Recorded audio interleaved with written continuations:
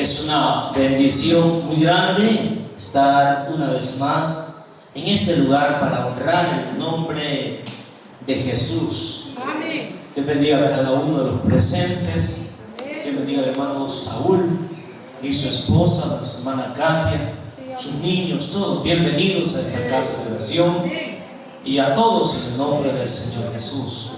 Quiero decirles que esta mañana no va a ser una mañana como las otras. Quiero hablarles un poquito de Roma.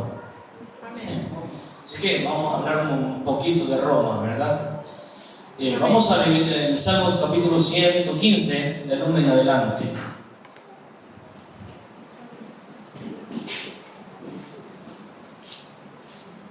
Amén.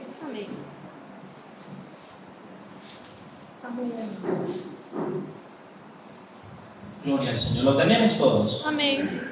Dice la palabra del Señor, 115, Salmos. Amén. No a nosotros, oh Jehová, no a nosotros, sino a tu nombre da gloria, por tu misericordia, por tu verdad. ¿Qué han de decir la gente dónde está ahora su Dios? Nuestro Dios está en los cielos, todo lo que quiso ha hecho. Los ídolos de ellos son plata y oro, obra de manos de hombre. Tienen boca, mas no hablan, tienen ojos, mas no ven. Orejas tienen, mas no oyen, tienen narices, mas no huelen. Manos tienen, mas no palpan, tienen pies, mas no andan. No hablan con su garganta. Semejantes a ellos son los que los hacen, y cualquiera que en ellos confía. Puede sentarse en el nombre del Señor Jesús. Voy a hablar un momento nada más, hermano, y es posible que vaya algo rápido con lo que tenga que presentarles para no quedar a media de esto, ¿verdad? Quiero hablarles de cómo inició la Iglesia Católica Romana. Amén. Constantino, el grande fundador de la satánica Iglesia Católica Romana. Empezamos por él. Era un emperador.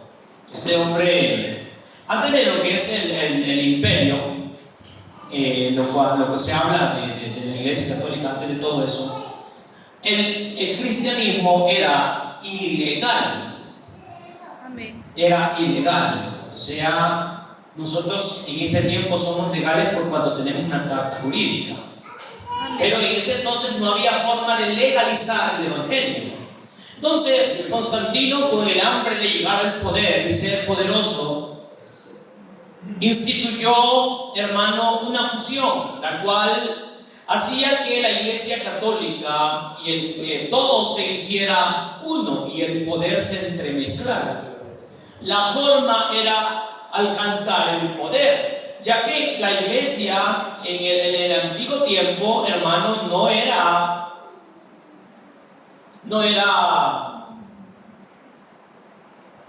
no se llamaba católica, aunque el término católico significa universal.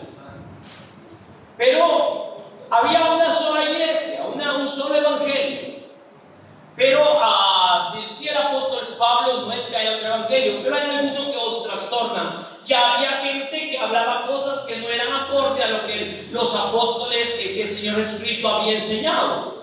Entonces, hermanos, de repente el tiempo pasa, los apóstoles mueren, y al morir los apóstoles, hermano, el evangelio se fue de boca en boca, ya que no había forma de estar construyendo libros, de estar escribiendo muchas cosas, muchas cartas, y la forma en cómo lo hacían es que se escribía una carta, y si usted puede leerlo en la Biblia, dice: la carta que yo les envío también léanlo en la iglesia de la Odisea. Amén. El apóstol Pablo enviando la carta, me parece que a los colosenses. Entonces, hermano, la forma en cómo ellos llevaban el evangelio era de una manera oral. Se lo decían al hermano, al otro hermano, al amigo, y trataban. Y esto se fue volviendo un problema porque empezaron a perseguirlos, y la gente lo que hacía era mantener su fe en secreto o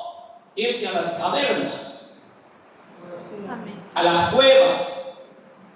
La manera en cómo Constantino, que era un hombre inteligente, como son los gobernantes de este tiempo, ¿verdad? Estaba viendo al señor Maduro, que unos días antes de las elecciones se reunió con todas las iglesias, con todos los pastores, diciendo que se hacía cristiano y que ya podía predicar.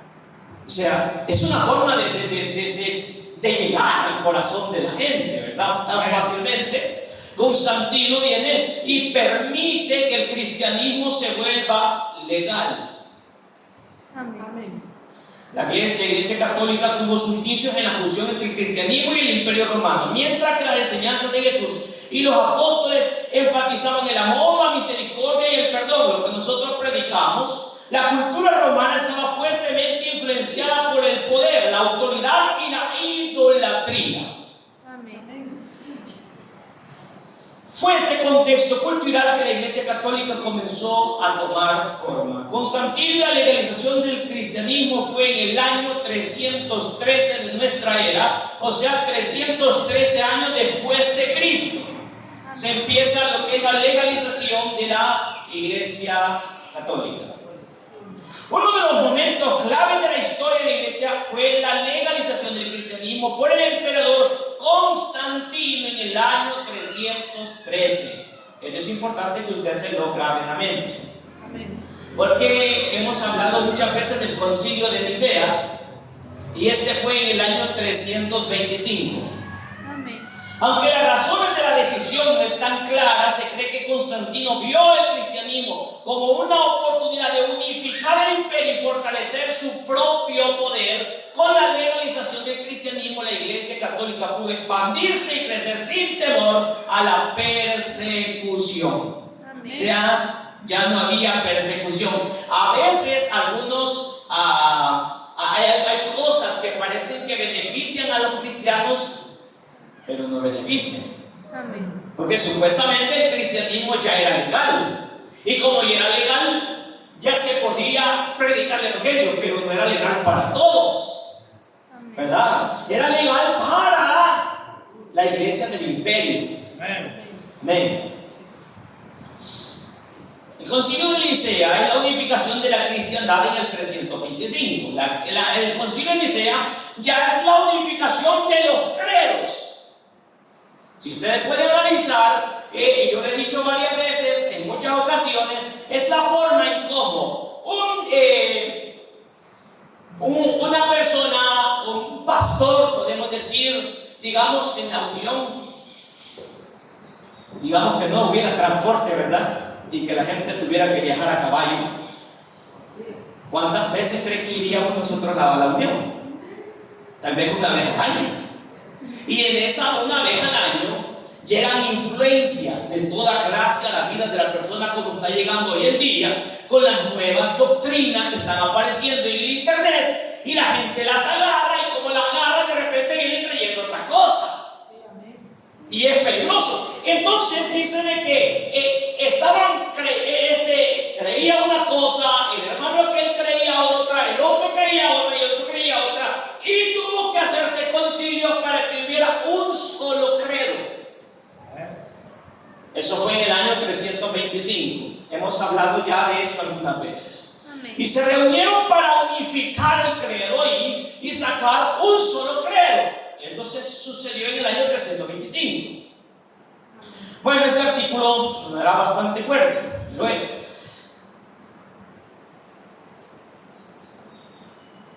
Muchos no cristianos, porque son budistas, musulmanes, hindúes, reconocen al niño Jesús que nació en Belén como un gran maestro, un maestro ascendido o incluso como un profeta, y así una serie de títulos, ¿verdad? Estas cosas, las doctrinas, o sea, los mitos que cree la Iglesia Católica, y eso es a lo que me voy a enfocar ahora. Los mitos que cree la Iglesia Católica no son nuevos, como lo que es la adoración a María, al niño Dios y todas estas cosas no son nuevas. No las inventó la Iglesia Católica, tampoco las inventó Jesucristo. Amén. Amén. Vienen de mucho tiempo atrás. Amén. Incluso como profetía, hace una serie de títulos poniendo a Jesús en la categoría de los líderes fundadores de sus respectivas religiones: Mahoma, Krishna, Buda, Pero ¿qué diferencia a este Jesús de los fundadores de religiones? Simple, es que Jesucristo aún vive y ellos no viven. Amén. Cambió la historia de la humanidad dividiéndola en un antes y un después de Cristo. Cristo vino y cambió la historia y partió el tiempo. Ahora, ni Mahoma, ni Buda, ni Krishna volvieron de la muerte para luego reunirse con sus discípulos más tarde, ascender a su trono celestial. Mahoma murió, Buda murió, Krishna murió, pero Jesús, a pesar de ser asesinado en manos de los romanos, volvió a la vida, porque estoy muerto y he aquí que vivo por los siglos de los siglos. Así dice la palabra del Señor. Una vez que dejó esta tierra, sus discípulos comenzaron a conocer las enseñanzas que le fueron encomendadas. A este grupo se le llama comúnmente la iglesia primitiva. Amén. La iglesia primitiva es aquella que se levanta el día del Pentecostés. ¿Dónde comienza la iglesia? La iglesia comienza en el día del Pentecostés, el gran surgimiento de la iglesia. Amén. Jesucristo, hermano, está en la cruz del Calvario, y de la cruz del Calvario hacia acá hay perdón de pecados. De la cruz del Calvario hacia allá, hermano, no hay perdón de pecados por la sangre, pero por la sangre y de la cruz para acá. Por lo tanto, no le fue problema al Señor decirle a aquel hombre: hoy mismo estarás conmigo en el paraíso, porque aún no había sido derramada completamente la sangre, la muerte y la sepultura de Jesucristo. Ahora, para nosotros, el pueblo gentil, la muerte y la sepultura de Jesucristo representa una bendición enorme, porque esto significa que como Él murió, nosotros moriremos, y como Él resucitó, nosotros resucitaremos en aquel día. Algo grande y maravilloso. Empezaron a hablar la iglesia primitiva, se les llamó, dice el apóstol, a los que escriben el libro de los Hechos, dice, se llamó cristianos por primera vez en Antioquía. ¿Quiénes le llamaron cristianos por primera vez en Antioquía? A los apóstoles. ¿Por qué? Porque ya aburrían a la gente solo hablando de Cristo. Cristiano no es un nombre, cristiano es un apodo. Amén. Amén. Amén. Es un apodo. Ahí viene el cristiano ¿cómo nos dicen nosotros? Los Jesuses solos. Ahí vienen los Jesuses solos. Amén. Son apodos a toda honra. Cristiano a toda honra. Aleluya. Se le llamó la iglesia primitiva, pues la conformaban personas que iban aglutinando en torno a las enseñanzas de los discípulos de Jesús. Esta iglesia primitiva vivía y practicaba las enseñanzas dadas a través de Jesús a sus discípulos. No olvide usted que el Señor vino a buscar 12 hombres y a ellos les instruyó con un propósito. El propósito es que fueran mentirosos como yo, no mejor como usted. No, que hablaran verdad. Amén. Y los llamó para predicar verdad. Y lo que yo te diga, mires tú. Y cuando no hayas que abre tu boca, porque yo la llenaré. Y en aquella misma hora les será dado lo que tienen que decir. Esto no significa que no vamos a estudiar para el mensaje. Amén, hermano. No, pues voy a ir y ya el Señor sabrá lo que tengo. Tonteras a veces. Amén. No es así. Amén. Dios es bueno. Ahora, estamos hablando de una época en la cual no existían sacerdotes o líderes cristianos. De hecho, la cristiandad se vivía casi en secreto, ya que era perseguida. No olvide usted, el Señor le dijo a sus discípulos: vayan y hagan discípulos a todas las naciones, bautizando en el nombre del Padre, del Hijo y del Espíritu Santo. Y le dijo: y enseñen a toda la gente a que sigan estas cosas. Y aquí yo estoy con vosotros todos los días del fin del mundo. Y les mandó que se fueran. ¿Y sabe qué hicieron ellos? Se fueron para Jerusalén y estuvieron allí. Y cuando vieron que la presencia de Dios los tocaba y el bautismo llegó, ellos se sintieron tan felices de lo que habían recibido que se quedaron en casa. Y Y ellos eran felices alabando al Señor allí en casa. Y donde Dios vio esto, les mandó una cosa que se llama persecución. Amén. Y la forma de cómo lo sacaba de allí, ¿verdad?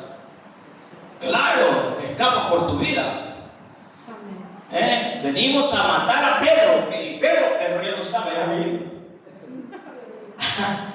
Amén. Entonces, ¿qué significaba esto? Entonces el Señor los mandó a predicar. Y todo esto, la persecución estaba en Jerusalén, no afuera. Y se fueron a predicar, pero mientras hablaban el mensaje convencía a la gente. No olvide usted de que en Atenas ya se adoraba a la diosa Atenea. Ya se adoraba. Entonces, cuando Pablo llegó, se le hacían estatuillas y se vendían estatuitas pequeñas y grandes de la diosa.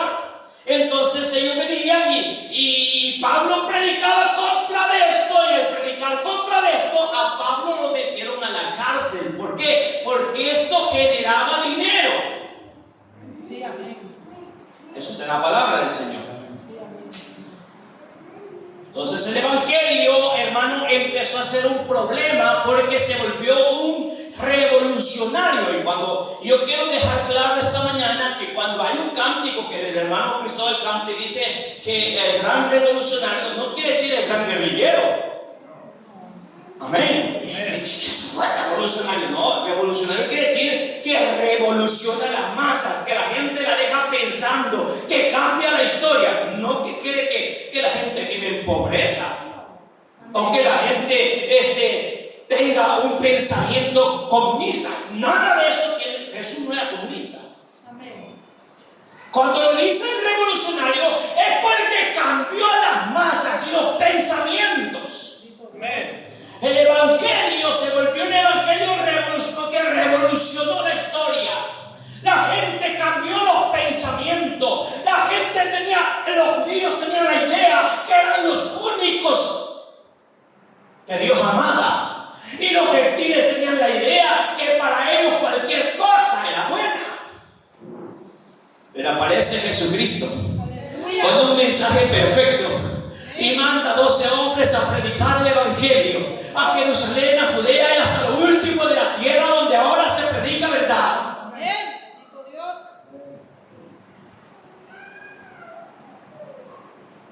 El evangelio era perseguido, y para el Estado romano la creciente cantidad de personas que aceptaban las enseñanzas de Jesús les producía miedo. ¿Sabe? Hay una maquinaria poderosa que se llama iglesia. Poderosa, muy poderosa. Los gobiernos temen a esa maquinaria.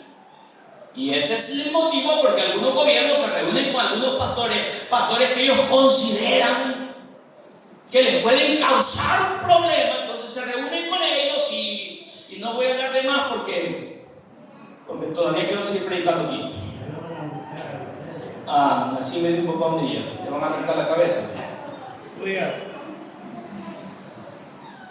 Aceptaban tantas personas el evangelio, pues podían perder el control total de sus súbditos. Por ello el Estado romano reunía grupos de cristianos y los dejaban para ser devorados vivos por los leones hambrientos en presencia del público, de modo de entretener a su pueblo y de provocar terror, y con ello el cristianismo se dispersaba. ¿Sabe qué hacían? Porque a la gente le gusta el teatro, a la gente le gusta la diversión. Más cuando esto se hace crecer, yo no sé si la palabra es buena o es mala, pues si es mala, perdónenme, pero se hace crecer una cosa que le llaman euforia. O sea, esa adrenalina que hace que la gente quiera ver más y más y más. Agarraban los cristianos y los ponían en la arena. ¿Y saben qué hacían? Hermano, los leones estaban detrás de las rejas, el gentío espectadores aquí, y el emperador decía: suelten los leones. Y al soltar los leones, los cristianos eran devorados, y la sangre que corría, y ahí el populacho se reía y se gozaba. Y los cristianos, ¿qué creen que hacían? Se quedaban por ahí. No, los cristianos huían. empezaban a andar en cavernas, a huir en las cuevas. El propósito del emperador era entretener al pueblo, provocar terror y con ello que el cristianismo se dispersara. ¿A quién le dabas ganas de ser cristiano si sabía que podía terminar en las garras de un león? Nadie quería ser cristiano. ¿Y cómo? No era fácil ver eso. En el año 313 de la era cristiana, el emperador Constantino ya había sido sobrepasado. Esto lo obligó a promulgar el famoso decreto de tolerancia, lo que logró que algunos cristianos salieran a la luz pública. Incluso Constantino cambió sus túnicas de César por una vestimenta religiosa e intentó unificar a los romanos y a los cristianos. Para ello se declaró el primer papa y cambió el nombre de todas las deidades, o sea, de todos los ídolos. Amén. Amén. Es que a la gente le gusta que le den la razón. Eso sucedió en México. Cuando los españoles, porque los causantes de traer el sistema católico a este país, a este continente, son los españoles. Ojalá lo reparen algún día. Amén. Amén. Los españoles trajeron el catolicismo a este continente. Y cuando llegaron a México, nadie quería aceptar el catolicismo porque ellos estaban entregados a la guadalupana. Entonces, los católicos que no son tontos y que sabían la forma de cómo ganarse México, que fue uno de los estados que más les costó ganarse, colonizar, le pusieron la Virgen de Guadalupe. Y cambiando esto, entonces ya ellos pudieron fácilmente aceptar la adoración. Cambió el nombre de todas las deidades, ídolos, reemplazándolo con los nombres. Y ponga atención con lo que sigue. Reemplazándolo con los nombres cristianos. Por ejemplo, Venus pasó a ser la Virgen María. Y a Cupido se le llamó Jesús. Así todos los demás ídolos adquirieron nombres cristianos, de modo que la gente les veneraba. Terrible. Aquí nace la Iglesia Católica, Apostólica y Romana. Los verdaderos cristianos de entonces se dieron cuenta de que Constantino estaba creando un monstruo y huyeron de Roma, manteniendo en la clandestinidad por cerca de 1000 años. Y aquí es donde a veces la gente dice: muéstreme libros donde diga que, o dígame a alguien que haya predicado, que se haya bautizado allá por el año 1000 o 1200 o 1600 o allá por el año 800 o el año 700. ¿Y cómo? Si estaban metidos en cueva y la iglesia siempre ha sido de bajos recursos. Si la que ha tenido los recursos siempre ha sido el imperio. Amén. Siempre ha tenido los recursos. Y aún así podemos citar a algunos hombres allá por el año 1500, se llamó Miguel Servet, que fue bautizado en el nombre de Jesús. Y no solamente él, sino que pudiéramos mencionar una serie de personas que predicaron el evangelio, pero en la clandestinidad. Teníamos allá por el año 600 a Noeto, a Praxias y algunos hombres que bautizaron y predicaron y escribieron libros sobre ello, pero lastimosamente eran llamados herejes.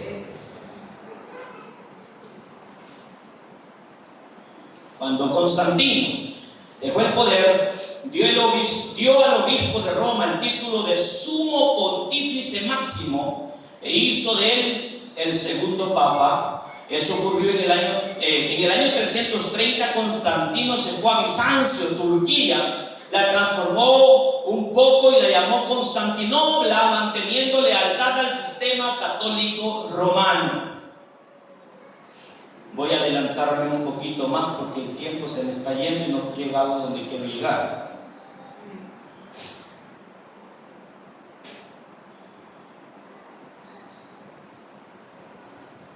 Voy a seguir de aquí. La adoración y respeto y culto por imágenes. No me trajo el pañuelo, hijo. La Biblia establece, y vamos a ir a Éxodo capítulo 20, versículo 4, en el nombre de Jesús.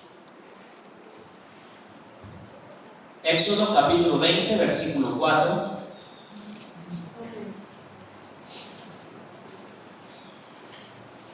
Decir que estamos en ayuno, pero yo voy a tomar agua, hermano, porque yo salgo de aquí a veces casi deshidratado. Así es que tengo que tomar agua.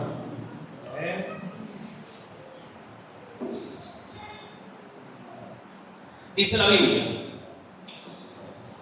no te harás imagen ni ninguna semejanza de lo que está arriba en el cielo, ni abajo en la tierra, ni en las aguas debajo de la tierra. No te inclinarás a ellas, ni las honrarás. La Iglesia Católica posee un sinnúmero de imágenes a las cuales sus fieles se arrodillan. Y alguien puede decir: no, pero es que no las adora. ¿Qué significa doblar las rodillas delante de algo con respeto? Adoración, veneración, adoración. Me parece que tengo un periódico viejo, ya bastante antiguo, guardado unas páginas por allí, de cuando beatificaron al señor Monseñor Romero. No tan antiguo, pero tengo por ahí guardadas esas páginas, me parece, donde está la cripta. Ancianitas llegan a besarle los pies, hincada besando los pies. ¿Qué significa eso? ¿Alguien me puede decir qué significa? Eso es adoración. Eso es veneración. Lo que pasa es que la Iglesia Católica cambió los nombres. Veneración, adoración, veneración. No se adoran, se veneran. Sí, ¿qué es eso? Porque en el diccionario es lo mismo. Es lo mismo. Entonces, la Iglesia Católica posee un sinnúmero de imágenes en las cuales sus fieles se arrodillan. Ahora, ¿qué dice la palabra del Señor? Al nombre de Jesús se doble toda rodilla. Amén. En los cielos y en la tierra y debajo de la tierra. Amén. Amén. Se arrodillan, y no solo se arrodillan, encienden velas. Todas ellas son imágenes satánicas que te conectan con el mal, aun cuando parezcan ser imágenes piadosas. La adoración es inducida desde la más tierna infancia. Basta notar a los bebés cuando les cuelgan toda suerte de chapitas y santitos para que no les hagan mal. Y todavía hay cristianos que agarran el ojo de venado y se lo ponen al niño. A las criaturas. ¿Todavía lo hace usted? No. Es que si no, vaya, quítese. Son amuletos. Es que lo va a cuidar. ¿Venga, usted cree eso todavía? ¿Cuántos tienen un Dios que tiene poder? Tengo un Dios que todo lo puede y me da todo lo que le pido. Amén. A mis hijos decían, miren, cuando nacieron, iban a nacer mis hijos, le decían: Señor, que nazcan sanos, Señor, aunque salgan feos. Y Dios me lo concedió. Entonces no hubo necesidad de vestirlos de rojo ni de nada. Gracias, Señor. La adoración es inducida. ¿No ha oído gente usted que cuando se para frente a la imagen de María empieza a llorar? Nunca oí eso. Van. Yo digo porque mi mamá lo hacía. Llegaba y terminaba llorando. Hasta que un día el norte descubrió a María y se dio cuenta que María no era más que un pedazo de palo. La adoración es inducida, o sea, la palabra del Señor es bien clara. Instruye al niño en su camino para que cuando sea viejo no se aparte de él. ¿Qué es lo que le vas a enseñar? Deuteronomio 6:5. ¿Qué dice la palabra del Señor? Y estas palabras que yo te escribo hoy estarán sobre tu corazón y se las vas a hacer a tus hijos andando en el camino, al acostarte, al levantarte, al comer, al sentarte a la mesa. Repítesela. Oye, Israel, el Señor nuestro Dios, el Señor uno es. Así dice la Biblia. Amén. Adiós. Que el Señor siempre, que cumplí esto por ustedes. El Señor siempre ha querido que el hombre tenga dirección. Siempre. Ahora, dije, la adoración es inducida. Usted le enseña a su hijo que San Simón tiene poder y su hijo dirá que San Simón tiene poder. Y vivirá allí, anclado.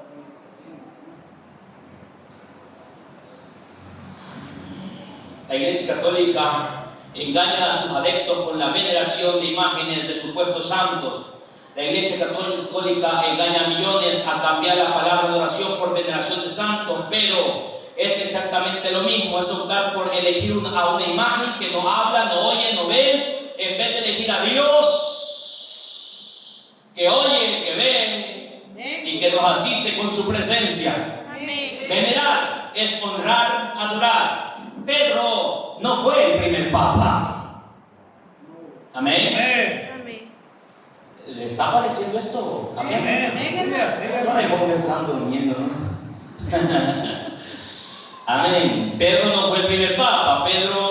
El primer papa fue Constantino. La tumba de Pedro no está en Roma. La tumba de Pedro, el apóstol, fue encontrada en Jerusalén. El Señor Jesús nunca dijo: sobre Pedro edificaré mi iglesia, sino que dijo: sobre esta roca edificaré mi iglesia. ¿Y quién es la roca? Vamos a ir a 1 Corintios o 2 Corintios, ¿verdad? 2 Corintios 10:4.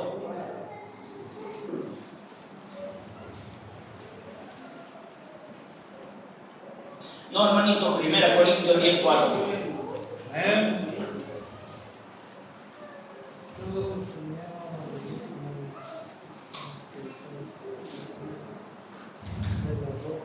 Y después vamos a ir a Deuteronomio 32:4 y veremos quién es la roca verdadera. ¿Tienen 1 Corintios 10:4? Amén. Oiga, marque estos versículos, son importantes. Todos bebieron la misma bebida espiritual porque bebían ¿de qué? Roca. De la roca espiritual que les seguía, y la roca era Cristo. Amén. Amén. No era Pedro, era Cristo. Cristo. Amén. Amén. Hoy vámonos a Deuteronomio 32:4 para ver que Jesucristo es el mismo Dios humanado en carne y que es la roca inconmovible de los siglos. 32:4.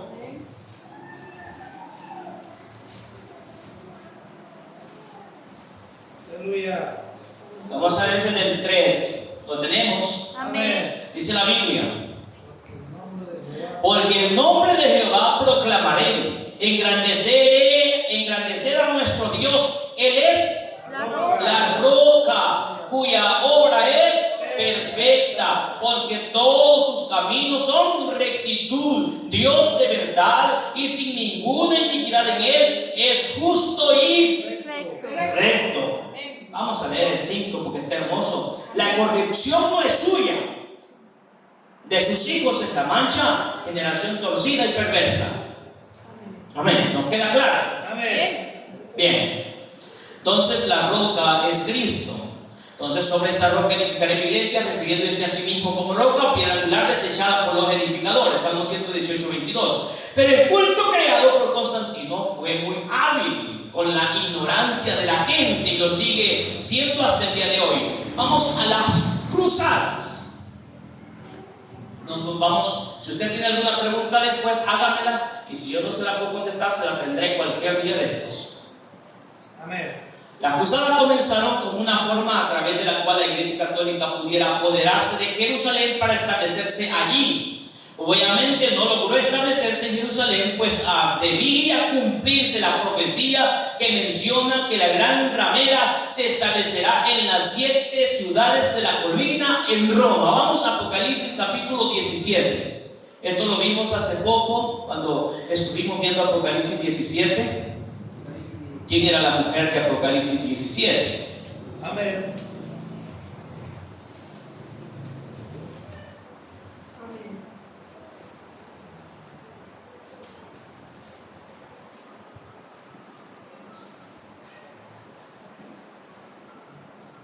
Apocalipsis 17, lo tenemos. Dice la Biblia: vino entonces uno de los 7 ángeles que tenían las 7 copas y habló conmigo diciéndome: ven acá y te mostraré la sentencia contra la gran ramera, la que está sentada sobre muchas aguas, Venecia, en lo cual han fornicado el rey de la tierra, y los moradores de la tierra se han embriagado con el vino de su fornicación. Amén. Y me llevó en el espíritu al desierto y vi una mujer sentada sobre una bestia escarlata. Ya sabemos quién es el que se viste de escarlata. Ya lo vimos, amén. Amén. Llena de nombres de blasfemia. Están nombres de santos por todos lados. Tenía 7 cabezas y 10 cuernos, y la mujer estaba vestida de púrpura y escarlata. Ya sabemos quién es. Y adornada de oro. Ya sabemos quién tiene todo el oro del mundo. De piedras preciosas y de perlas. Y tenía en la mano un cáliz, la que tiene el señor Papa, lleno de abominaciones y de inmundicia y su fornicación, y en su frente un nombre escrito: un misterio, Babilonia la grande, la madre de la ramera y de las abominaciones de la tierra. Vi a la mujer ebria de la sangre de los santos, amén, y de la sangre de los mártires de Jesús, y cuando la vi quedé asombrado con gran asombro, amén. Amén. Entonces no podía sentarse en Jerusalén porque tenía que cumplirse la profecía. Amén. Las cruzadas tenían como propósito la exterminación de judíos y árabes y todos los que se interpusieron entre esta maquinaria de muerte y poder, y su deseo enfermizo es el control total. Amén. Hace algunos años, si alguien recuerda en qué año vino Juan Pablo II El Salvador. ¿Cuánto? En el 72. Después vino después. No, pero antes cuando él traía el gorro, él decía, No, pero después vino otra vez, en el 96 aproximadamente. Manasonia, ¿en qué tiempo vino el Papa? ¿Cómo? 96. En la segunda vez se reunió con el señor presidente con el propósito de que la iglesia fuera una sola. Unificar la iglesia. No se llevó a cabo, solo fueron pláticas. Solo pláticas, no se llevó a cabo. El tiempo ha transcurrido hasta el grado de que del Vaticano vienen dineros para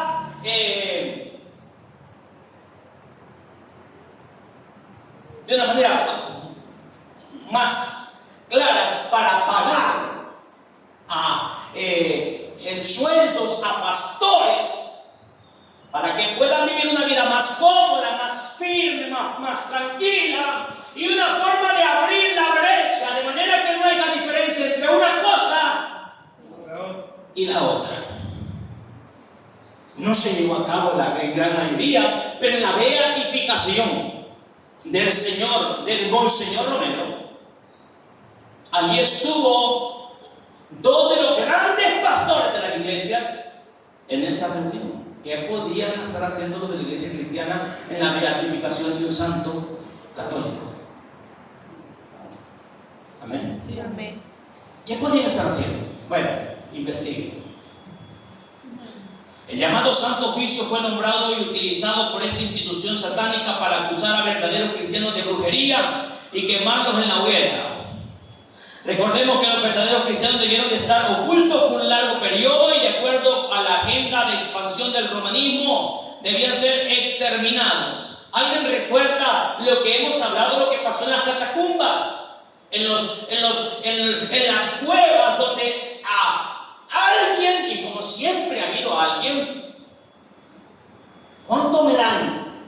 Conozco una catacumba, o sea una cueva, donde están escondidos cientos de cristianos. vas a vivir bien, te vamos a dar esto y te vamos a regalar 10 indulgencias donde los pecados tuyos están perdonados. Ah, pues vengan. Como la gente, por tranquilizar su conciencia,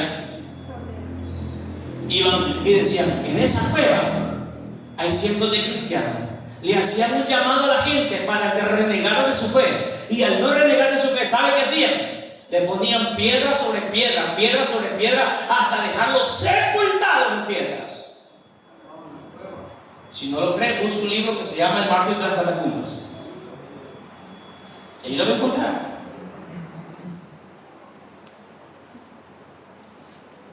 Durante este oscuro y sangriento periodo de la Iglesia Católica, decretó la prohibición de leer o poseer una Biblia bajo pena de muerte. ¿Qué dijo Jesús? Escudriñad las Escrituras, porque a vosotros os parece que en ella está la vida eterna. Y si no tenemos una Biblia, por eso nosotros el otro mes estaremos dando gracias por tener una Biblia y celebrando la victoria de Jesús. Como Dios nos permite tener una Biblia en las manos y poder decir: gracias, Señor, porque hoy puedo darme cuenta de la verdad. Pero prohibieron la Biblia, de manera de que el que tenía una Biblia era llevado a la muerte. En la actualidad, el Santo Oficio cambió de nombre a Congregación para la Doctrina de la Fe, y fue dirigida durante 24 años por el ex soldado nazi conocido como Papa Benedicto XVI, el Papa que hace poco dejó de ser. La adoración de María y el Niño Dios. ¿Quién es la Reina del Cielo? ¿Han oído eso? Ya solo tengo 15 minutos. La frase la reina, vamos a leer Biblia. La frase la Reina del Cielo aparece en la Biblia 2 veces, ambas en el libro de Jeremías. El primer incidente está relacionado con las cosas que los hijos de Israel estaban haciendo que provocaban la ira de Jehová. Familias enteras estaban involucradas en la idolatría. Los niños juntaban madera, los hombres utilizaban para construir altares para adorar a dioses falsos. Las mujeres se dedicaban a amasar y a hornear tortas para la Reina del Cielo. Jeremías capítulo 7, versículo 18.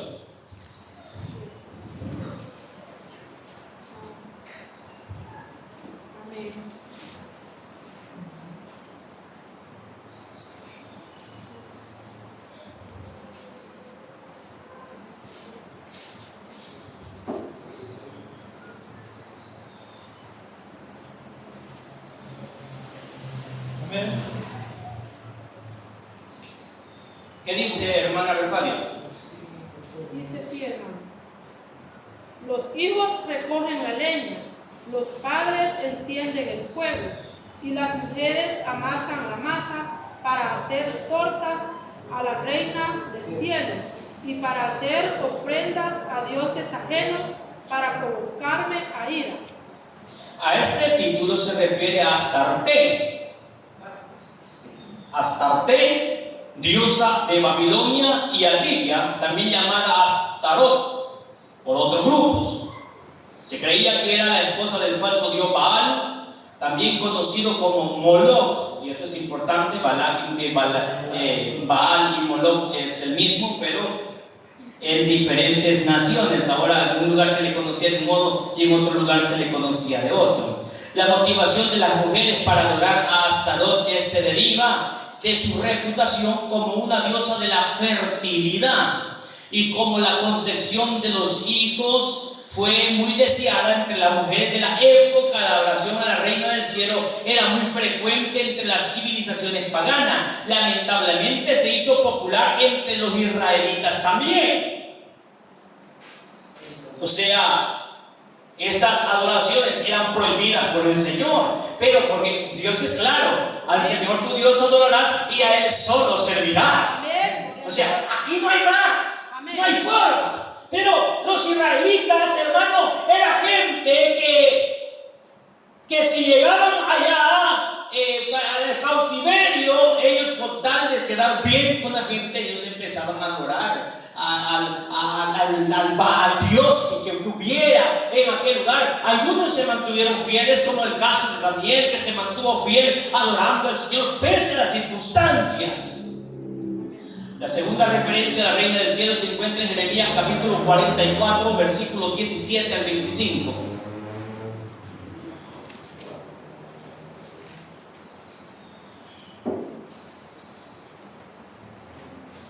Jeremías 44, 17 al 25.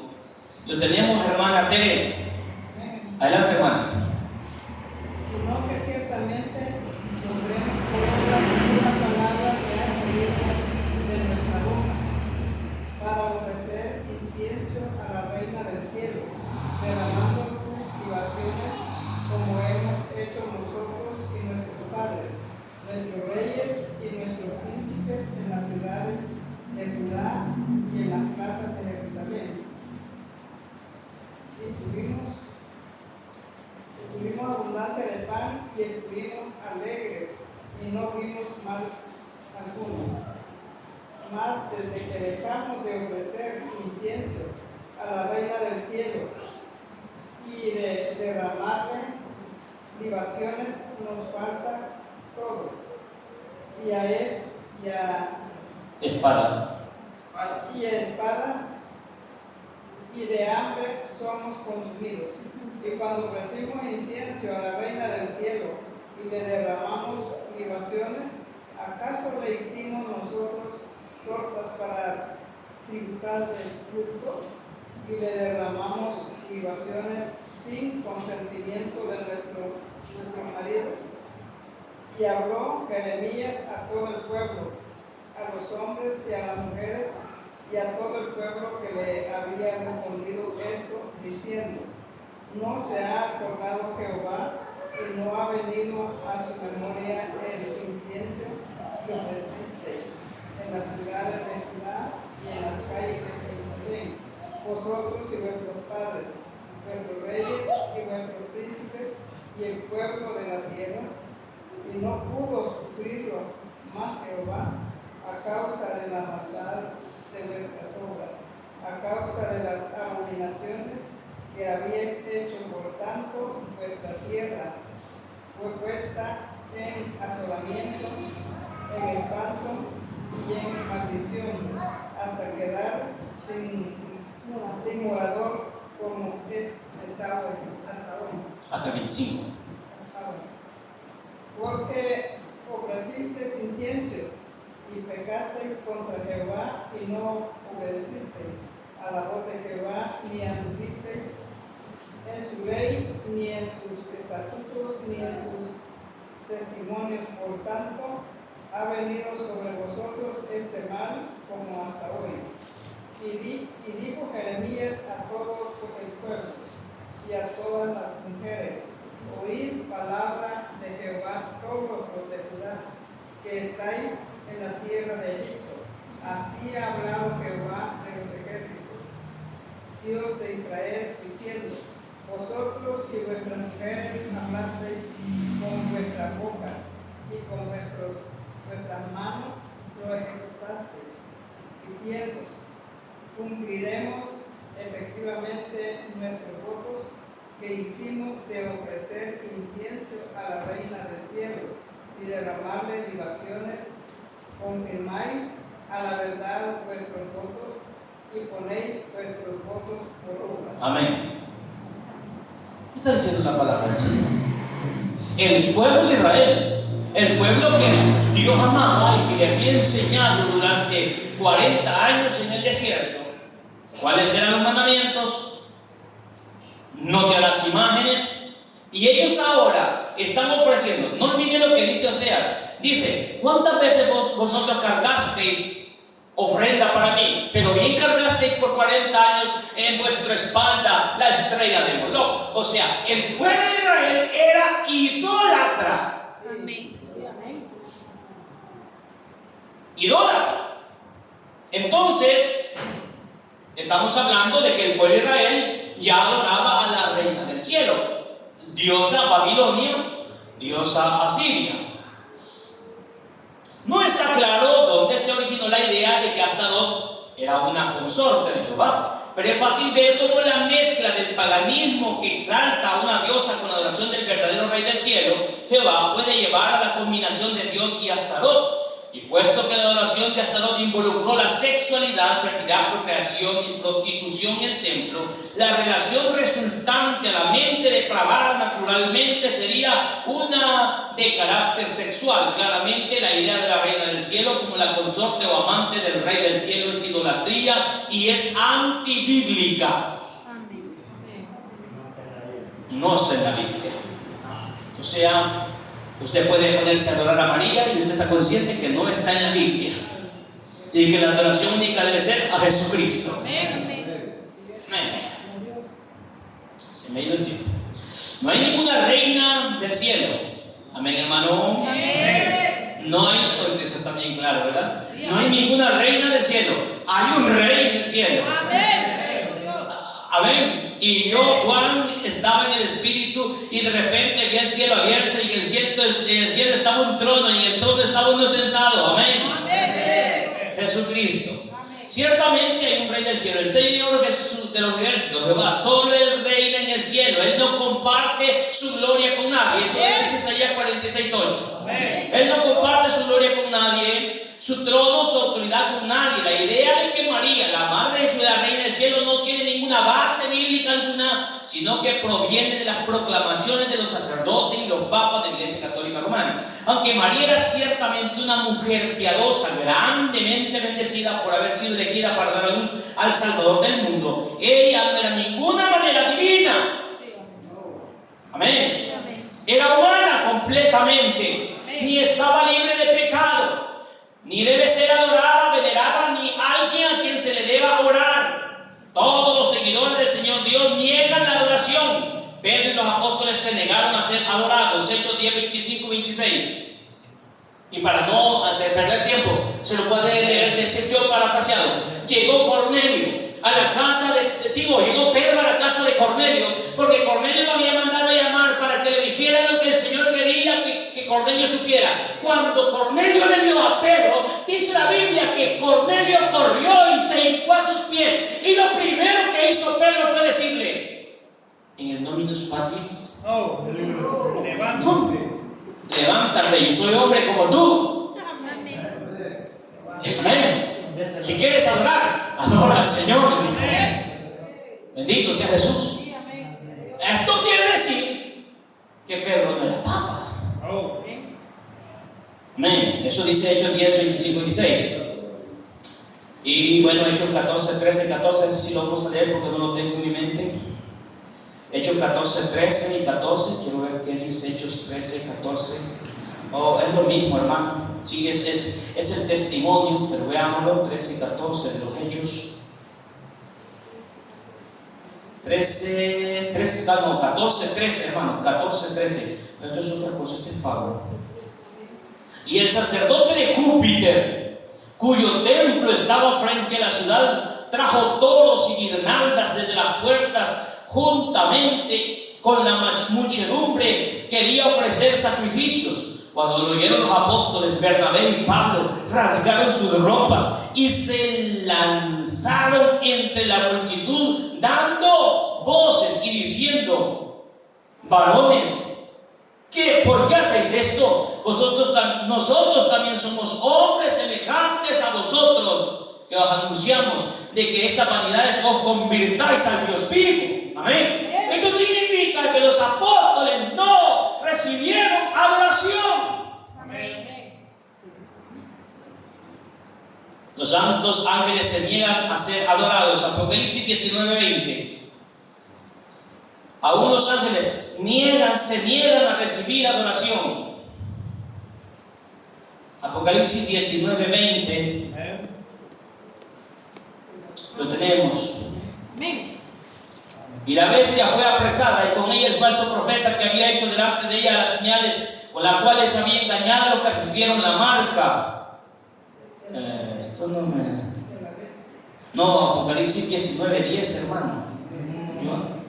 19:10, hermano. Sí, 19:10. 10, ¿dónde está? Y yo me postré a sus pies para adorarle. Y él me dijo: mira, no lo hagas. Yo soy consiervo tuyo y de tus hermanos que retienen el testimonio de Jesús. Adora a Dios, porque el testimonio de Jesús es el Espíritu. de la profecía. Amén. Adorar a Dios. ¿Quién está diciendo esto? Un ángel está diciendo a Juan. Amén. Porque dice la Biblia que Juan se postró para adorar. Y él dijo, no, levántate. 22:9 de Apocalipsis. Pero él me...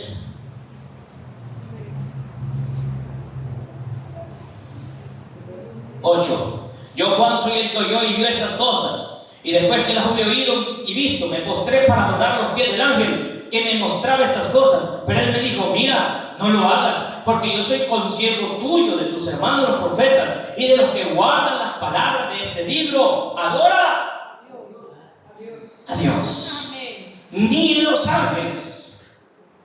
La respuesta es siempre la misma: adora a Dios.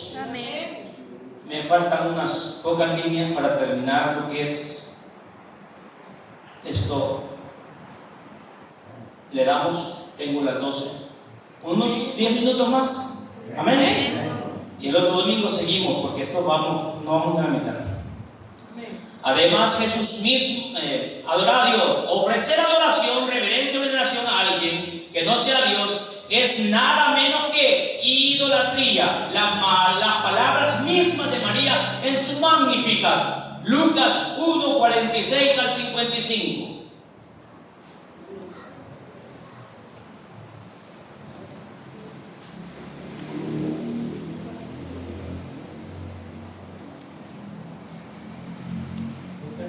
Lucas 1:46, hermano. 46 al 55. Voy a leerlo porque lo vamos a hacer un poquito más rápido. Amén. Entonces María dijo: engrandece mi alma al Señor, y mi espíritu se regocija en Dios mi Salvador, porque ha mirado la bajeza de su sierva. Pues he aquí, desde ahora me dirán bienaventurada todas las generaciones, porque me ha hecho grandes cosas el poderoso, santo es su nombre, y su misericordia de generación en generación a los que le temen. Hizo proezas con su brazo, esparció a los soberbios en el pensamiento de sus corazones, quitó de los tronos a los poderosos y exaltó a los humildes. A los hambrientos colmó de bienes y a los ricos envió vacíos. Socorrió a Israel su siervo, acordándose de la misericordia de la cual habló a nuestros padres para con Abraham y su descendencia para siempre. Y se quedó María con ella como 3 meses y después se volvió a su casa. ¿Qué significa esto? María está adorando al Señor, está reconociendo que ella es paja delante de nuestro Señor Jesucristo. Revelan que nunca pensó en sí misma como inmaculada y merecedora de veneración, sino que dependió de la gracia de Dios para salvación. Eso está diciendo Lucas. Amén. Mi espíritu se regocija en Dios, mi Salvador. Solo los pecadores necesitan un Salvador, y María reconoció esa necesidad en sí misma. Amén. Además, Jesús mismo emitió una leve reprimenda a una mujer que gritó. Lucas 11:27 al 28.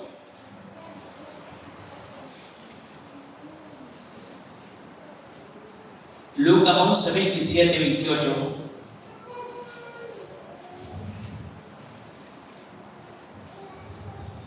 Lo tenemos. Mientras él decía estas cosas, una mujer de entre la multitud se levantó la voz y dijo: bienaventurado el vientre que te trajo y los senos que mamaste. Y él dijo: antes bienaventurados los que oyen la palabra de Dios y la guardan. Amén. O sea, no dio lugar. Amén. Al hacerlo, él restringió cualquier tendencia a elevar a María como objeto de adoración. Ciertamente Jesús pudo haber dicho: sí, bendita sea la reina del cielo. Pudo haber dicho eso. Pudo haber dicho: sí, en realidad, bendita sea la madre. ¿No es cierto? O la madre de la iglesia. Pudo haber dicho eso, pero no lo dijo. Él estaba afirmando la misma verdad que la Biblia afirma: no hay ninguna reina del cielo. Y las únicas referencias bíblicas a la reina del cielo se refieren a la diosa de una falsa religión idólatra.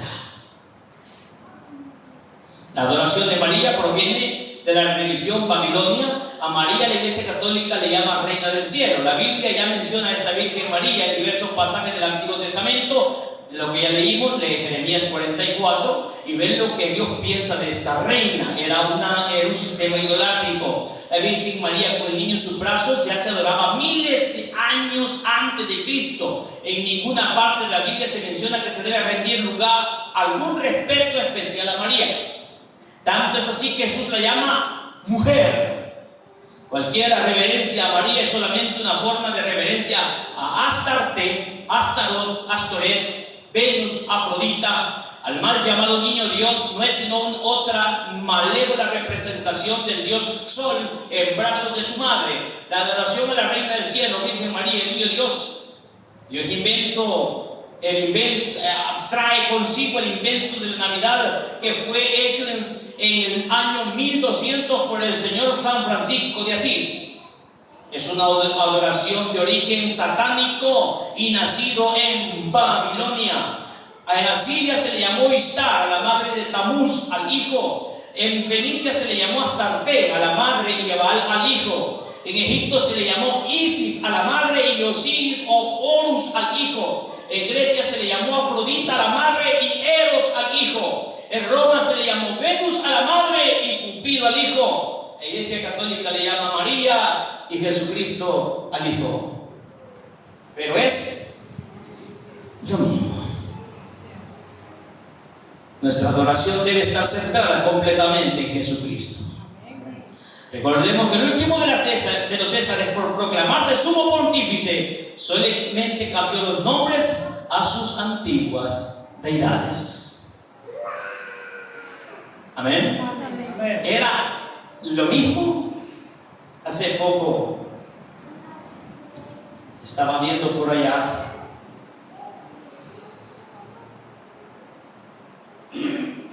una cierta situación que hubo de alguien que entregó un producto porque no le parecía no sé qué, no le parecía, y bueno, el Señor fue allá adentro y dijo andar buscando otro, y sacaron el mismo y se lo entregaron y el hombre se fue contento. Cuando salió le dijo, porque le dije que había otro, no, el mismo le entregué, no hay más. Pero es que así vive la gente. Le gusta la mentira, le gusta que le satisfagan su ego. Y si le satisface su ego, está tranquilo, no hay problema. La Iglesia de Cristo ha conocido la verdad, y conoceréis la verdad, y la verdad os hará libre. Que la paz de Cristo sea con cada uno, mis amados hermanos.